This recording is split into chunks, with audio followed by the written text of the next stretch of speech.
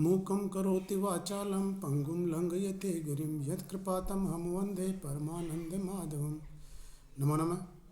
प्यारे छात्रों, शास्त्री प्रथम वर्ष की ई कक्षा में आपका हार्दिक स्वागत। मैं सीताराम महावर, व्याख्याता राजकीय श्री कृष्ण शास्त्री संस्कृत महाविद्यालय तालाब गाँव दौसा। जैसा कि आपको पता है, शास्त्री प्रथम वर्ष के द्वितीय प्रश्न पत्र में सिद्धांत कौमुदी का समास प्रकरण निर्धारित है।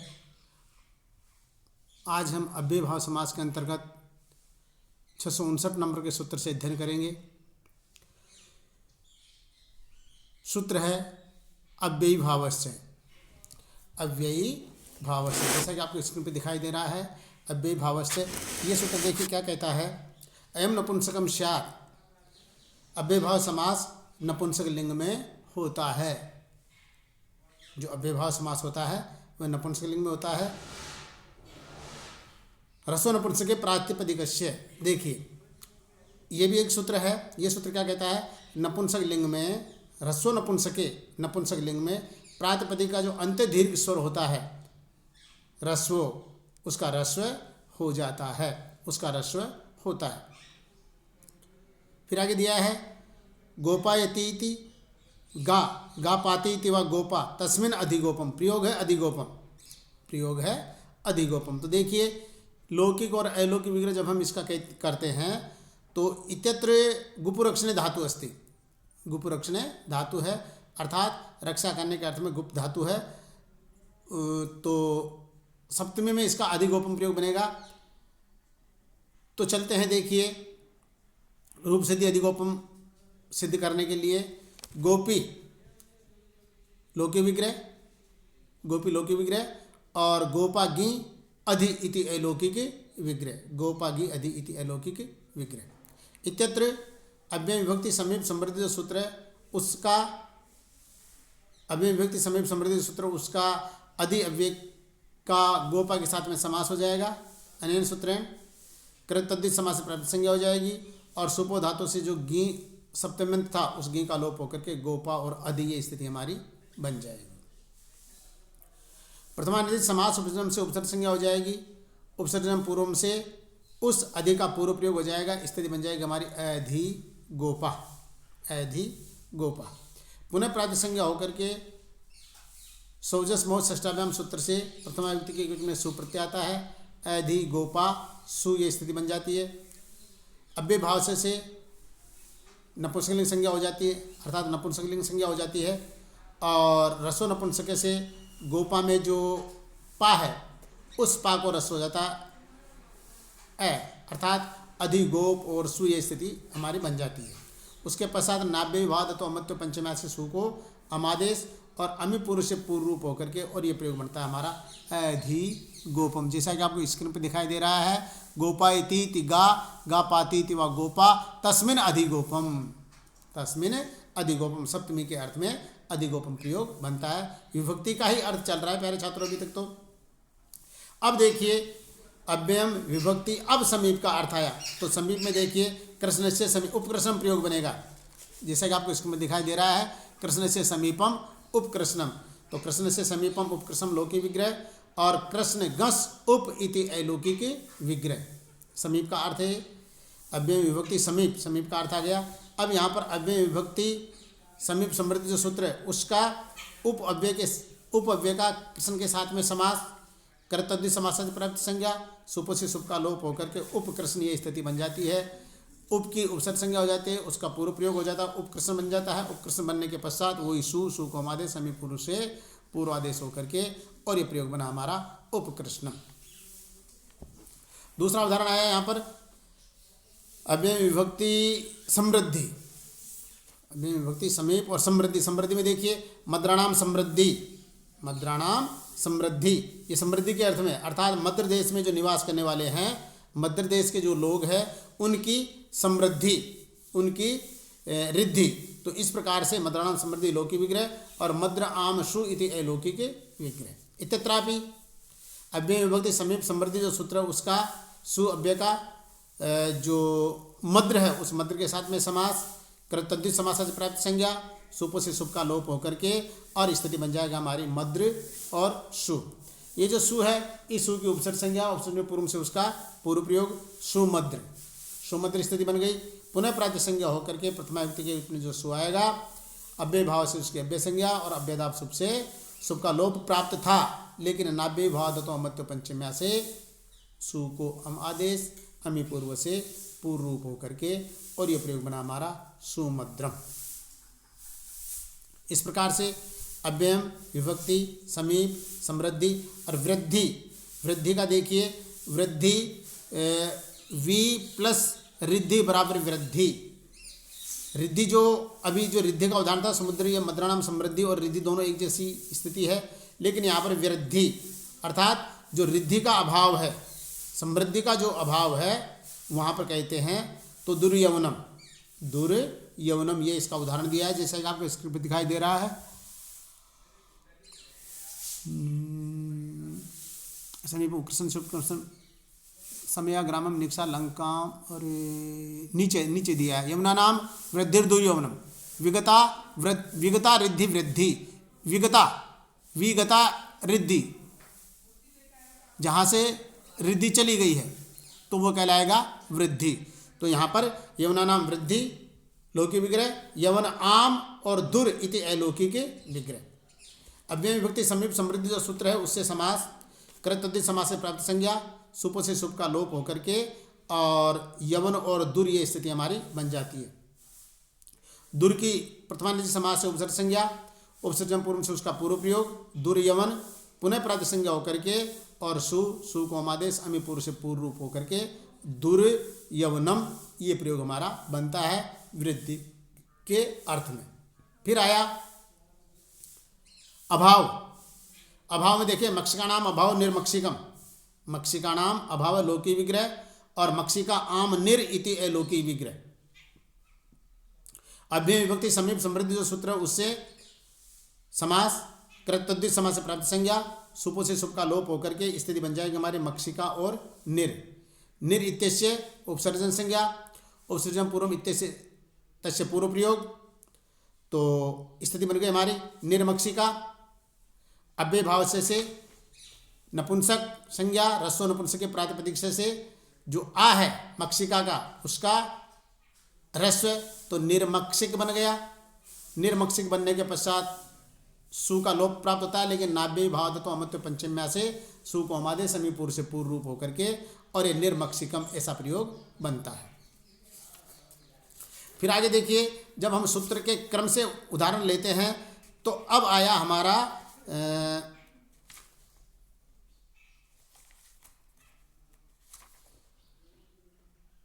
वृद्धि और अत्यय।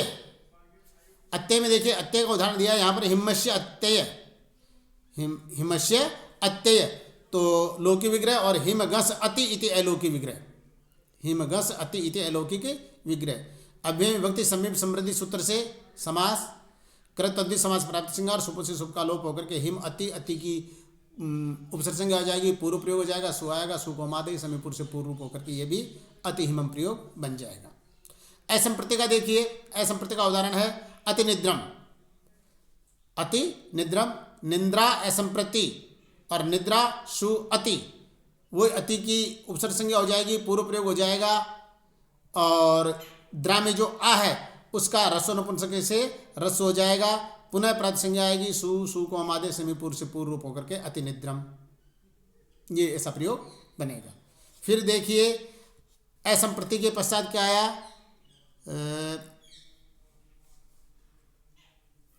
संप्रति के पश्चात आया शब्द प्रादुर्भाव, तो यहाँ पर शब्द प्रादुर्भाव का आया हरे इति, इति हरि, इति हरि, हरे इति लौकिक विग्रह और हरि गस इति अलौकिक विग्रह।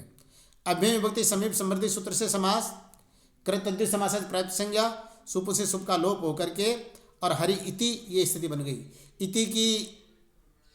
इति की उपसर्ग संज्ञा, उसका पूर्व प्रयोग, पुनः प्रात संज्ञा होकर के, और अव्यय भाव से अव्यय संज्ञा, अव्ययदाप सुप से जो पुनः प्रात संज्ञा होकर के सु आएगा, और सु का लोप होकर के, और ये अति हरि ऐसा प्रयोग बनेगा।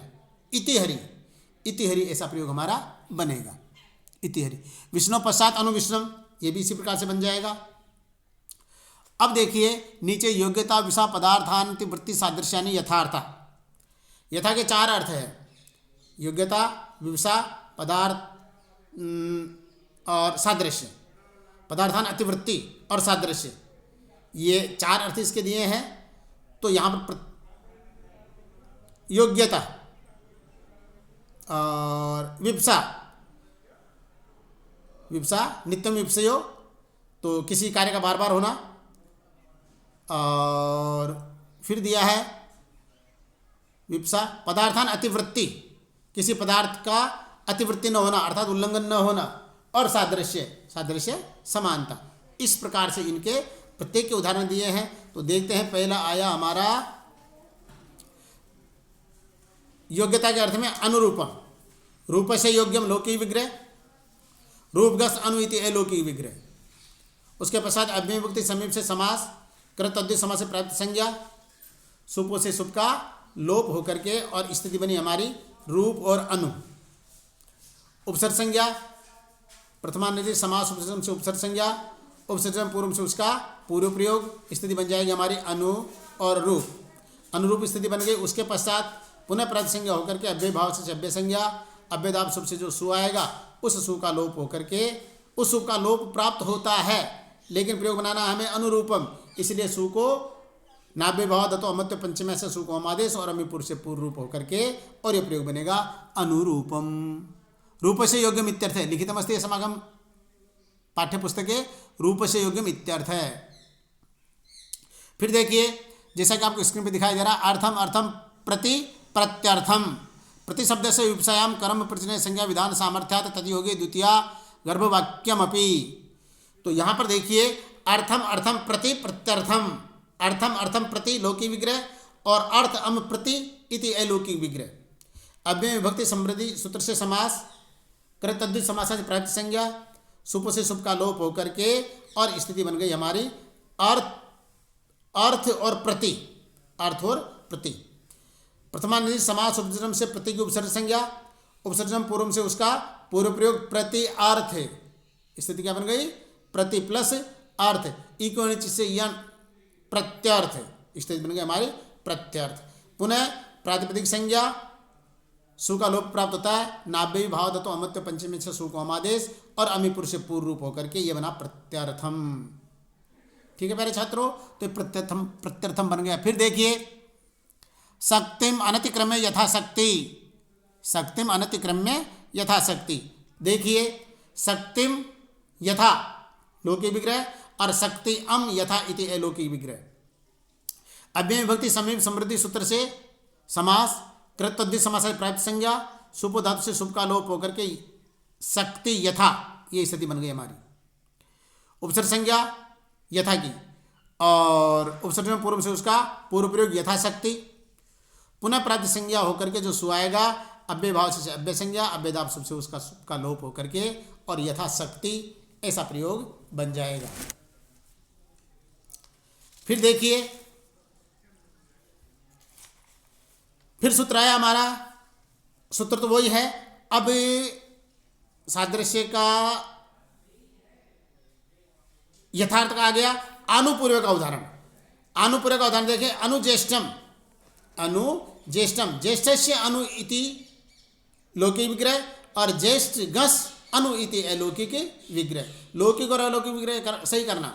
तो ज्येष्ठ गस अनु इति अलौकिक विग्रह।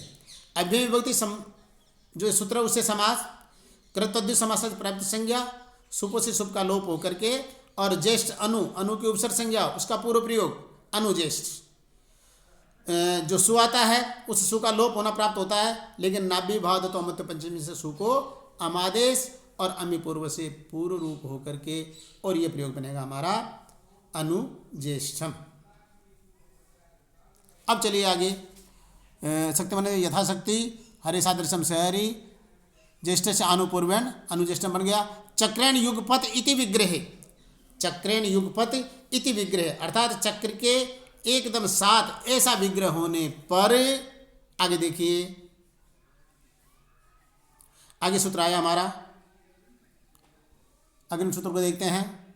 अव्यय भावे चाकाले, अव्यय भावे चाकाले।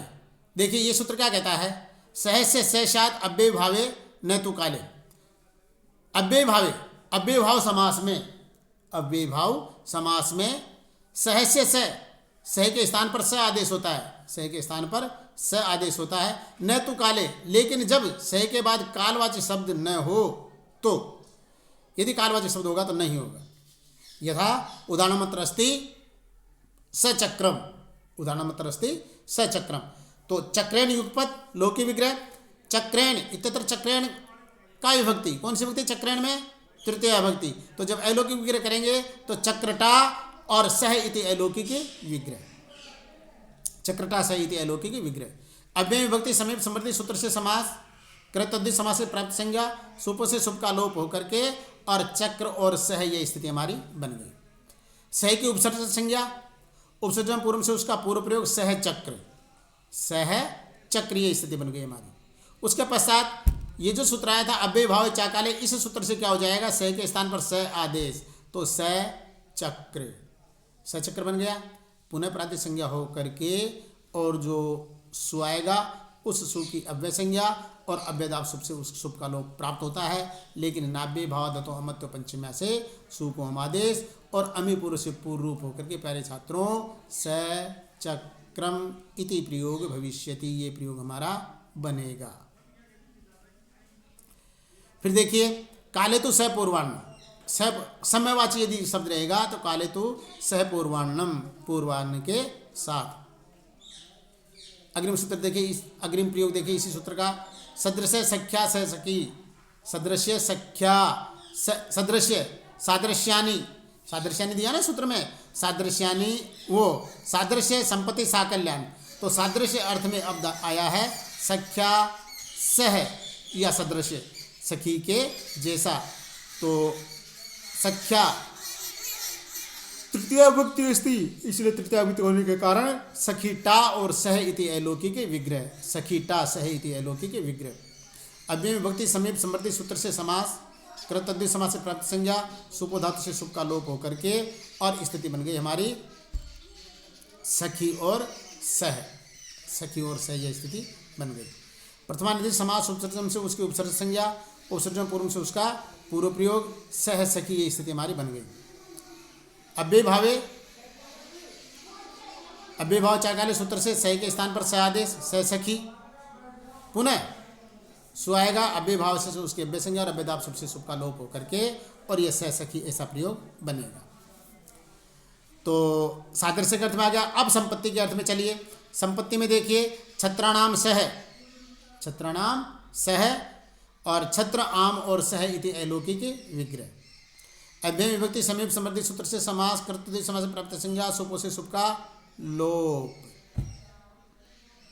तो स्थिति बन गई हमारी छत्र और सह, छत्र और सह, ये स्थिति बन गई क्योंकि बीच में जो सुप था उस सुप का लोप हो गया। अब देखो जो सह है उस सह की प्रथमा निर्दिष्ट समास उपसर्जन से उपसर्ज संज्ञा, उपसर्जन पूर्व से उसका पूर्व प्रयोग, सह छत्र। अव्यय भावे चाकाले सूत्र से सह के स्थान पर सह आदेश, सह छत्र बन गया। सु आएगा, सु का लोप प्राप्त होना होता है, लेकिन नाभ्य भाव तो अमत्व पंचम से सु को अमादेश अमीपुर से पूर्व रूप होकर के और ये बना हमारा सह छत्रम। ये हमारा जैसा कि आपको स्क्रीन पे दिखाई दे रहा है सह छत्रम। फिर आगे आया देखो रिद्धिर आधिक्यम समृद्धि अनुरूपम आत्मभाव संपत्ति रीति भेद है। देखिए ये क्या कहता है, सछत्रम, सछत्रम जो दिया सछत्रम प्रयोग हो गया। लेकिन फिर आगे देखिए समृद्धि, रिद्धिर आधिक्यम समृद्धि, समृद्धि का अर्थ है रिद्धिर आधिक्यम अर्थात रिद्धि धन दौलत की अधिकता, धन धान्य की अधिकता, और आत्मभाव संपत्ति रीति भेद है। और संपत्ति का अर्थ है सोचित कर्म, यही दोनों में भेद है। अपने जो स्व उचित कर्म ये जो रहती है वह होता है संपत्ति, ये दोनों में फर्क है। तृणमपि अपरित्यज्य सतृणम अत्ति।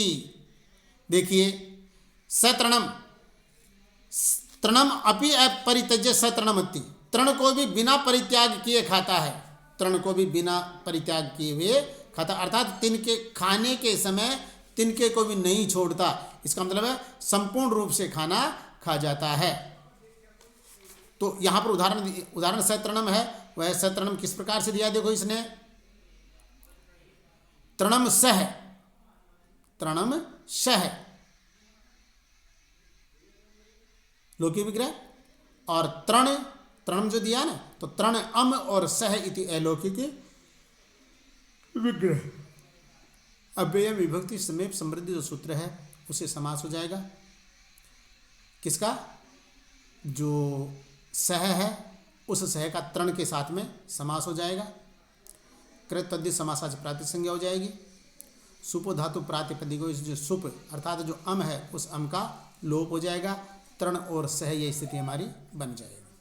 उसके पश्चात जो सह है उस सह की प्रथमा निर्दिष्ट समास उपसर्जन से उपसर्ग संज्ञा हो जाएगी और उपसर्जन पूर्व से उसका पूर्व प्रयोग हो जाएगा। अव्यय भाव चाकाली जो सूत्र है वो सह के स्थान पर स आदेश कर देगा, तो स्थिति बन जाएगी हमारी स और तृण, स और तृण। पुनः प्राप्त संज्ञा होकर के जो सु आएगा उस सु का लोप प्राप्त होना होता है, लेकिन नाभ्य भाव दत्तो अमत्व पंचम्या से सु को अमादेश और अमी पूर्व से पूर्व रूप होकर के, और ये प्रयोग बनेगा हमारा सतृणम, ये प्रयोग बनेगा हमारा सतृणम। तो प्यारे छात्रों, संपत्ति, शकल, यहाँ इसके करीब करीब पूरे उदाहरण हो चुके हैं। अब यहाँ पर अग्रिम सूत्र आया हमारा अंत का भी एक उदाहरण है, जैसा कि स्क्रीन पे दिखाई दे रहा है आपको। अग्निग्रंथ पर्यंतम अधिते साग्नि, अग्निग्रंथ पर्यंतम अधिते साग्नि। तो ये तो अग्निग्रंथ पर्यंतम तो लौकिक विग्रह हो गया, और अग्नि अम सह इति अलौकिक विग्रह। अव्यय में विभक्ति समीप समृद्धि जो सूत्र है उससे समास हो जाएगा सह का अग्नि के साथ में, और कृतद्धित समास से प्राप्त संज्ञा हो जाएगी। सुप धातु से सुप का लोप हो जाएगा। अग्नि और सह ये स्थिति हमारी बन जाएगी। सह की प्रथमा निर्दिष्ट समास उपसर्जन से उपसर्ग संज्ञा हो जाएगी।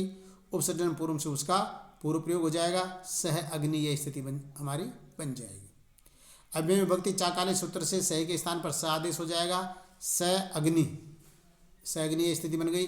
स में अ और अग्नि वाला अ दोनों अकस्मण से सवर्ण दीर्घ होकर के साग्नि बन जाएगा।